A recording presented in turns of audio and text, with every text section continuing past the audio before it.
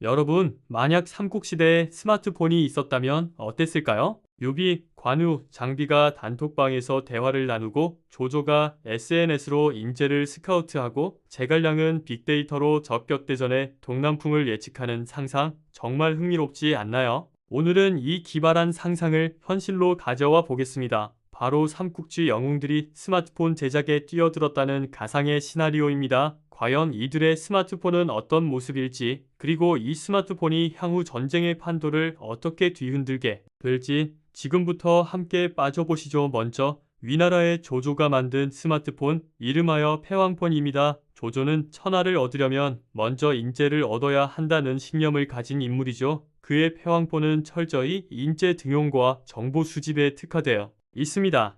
가장 핵심적인 기능은 바로 천리안 앱입니다. 이 앱은 위나라 전역에 퍼져있는 정보원들이 수집한 각 지역 인재들의 정보, 특기, 성향, 심지어 사소한 습관까지 실시간으로 업데이트되는 데이터베이스와 연결되어 있습니다. 조조는 이 앱을 통해 침상에 누워서도 천하의 인재들을 손금 보듯 훤히 꿰뚫어 볼 수 있죠. 예를 들어 서주에 숨어있는 뛰어난 책략가에 대한 보고가 올라오면 조조는 즉시 영상통화로 그와 직접 대면 면접을 진행하고 파격적인 조건으로 영입을 제안합니다. 삼고초려 같은 번거로운 과정은 이제 옛말이 되는 거죠. 또한 패왕폰에는 허실이라는 보안 기능이 탑재되어 있습니다. 이 기능은 조조의 위치 정보를 끊임없이 교란시켜 암살 위협으로부터 그를 보호하고 동시에 가짜 군사 정보를 퍼뜨려 적군을 혼란에 빠뜨리는 역할을 합니다. 순흑, 곽과 같은 최고의 책사들은 이 허실 기능을 이용해 심리전과 정보전을 펼치며 실제 전투가 벌어지기도 전에 승기를 잡는 놀라운 전략을 구사합니다. 디자인 역시 조조의 카리스마를 반영해 검은색과 붉은색이 조화를 이룬 세련되고 강인한 느낌을 줍니다. 패왕폰은 단순한 통신기기를 넘어 조조의 통치 철학과 야망이 집약된 최고의 전략 무기인 셈입니다. 다음은 총나라 유비의 덕에폰입니다. 유비의 상징은 바로 인과 덕이죠. 그의 스마트폰은 백성들과의 소통과 교감, 그리고 한나라 황실부흥이라는 대의를 널리 알리는 데 최적화되어 있습니다. 덕에폰의 핵심 기능은 도원결리라는 소셜 네트워크 서비스입니다. 이 앱을 통해 유비는 자신의 소소한 일상부터 국가의 중대사까지 모든 것을 백성들과 투명하게 공유합니다. 백성들은 댓글과 좋아요로 자신의 의견을 표현하고 유비는 이들의 목소리에 직접 귀 기울이며 답글을 남깁니다. 가뭄으로 힘들어하는 농민에게는 위로의 메시지와 함께 구휼미를 즉시 배송하고 억울한 일을 당한 백성의 사연에는 직접 영상통화를 걸어 문제를 해결해주는 식이죠. 이런 진심 어린 소통은 백성들의 마음을 사로잡아 유비에 대한 절대적인 지지와 충성심을 이끌어냅니다. 덕에폰에는 용의 눈물이라는 감성적인 기능도 있습니다.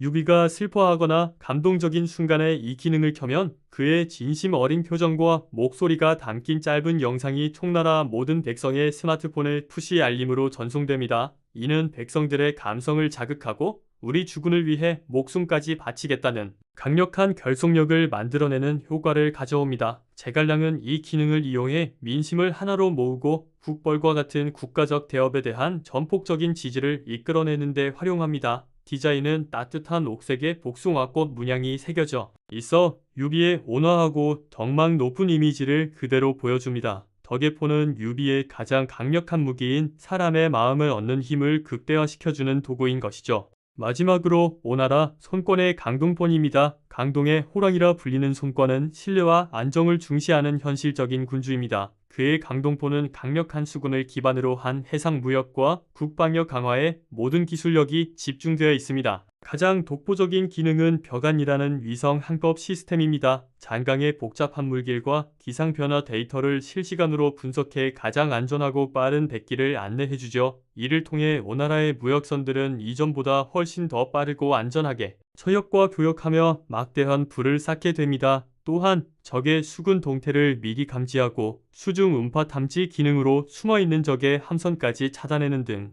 해상 방어 능력을 극대화합니다. 강동폰에는 연항대라는 특별한 통신 기능도 있습니다.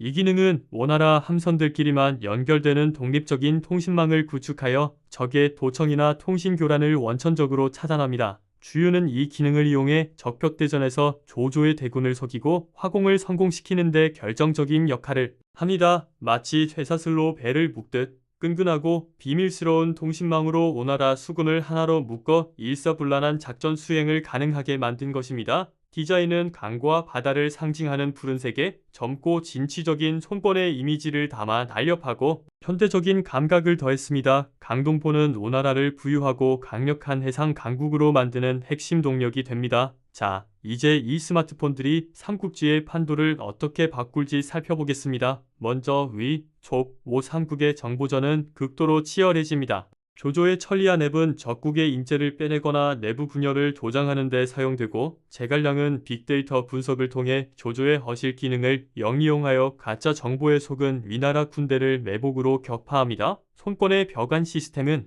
위나라와 총나라가 감히 넘보지 못하는 절대적인 해상 장악력을 안겨주죠. 이제 전쟁은 단순히 병력의 많고 적음이 아니라 누가 더 뛰어난 정보력과 기술력을 가졌는지에 따라 승패가 갈리게 됩니다. 경제 전쟁 역시 새로운 국면을 맞이합니다. 오나라는 벽안 시스템을 통해 해상 실크로드를 장악하고 막대한 부를 축적합니다. 이 자금으로 더 강력한 함선과 무기를 개발하며 군사력을 키워나가죠. 유비는 도원결리 앱을 통해 전국적인 크라우드 펀딩을 진행하여 국벌에 필요한 군자금을 순식간에 모으고, 조조는 천리안 앱으로 찾아낸 기술자들을 모아 새로운 농업 기술이나 생산 기술을 개발하여 위나라의 경제력을 반석 위에 올려놓습니다. 하지만 이 스마트폰은 새로운 사회 문제를 낳기도 합니다. 도원결리 앱에서는 유비에 대한 맹목적인 지지를 보내는 팬덤 문화가 형성되는 반면, 그를 비난하는 악플러들도 생겨나면서 극심한 여론 분열이 일어납니다. 조조는 천리안 앱을 통해 모든 관료와 백성을 감시하려 들면서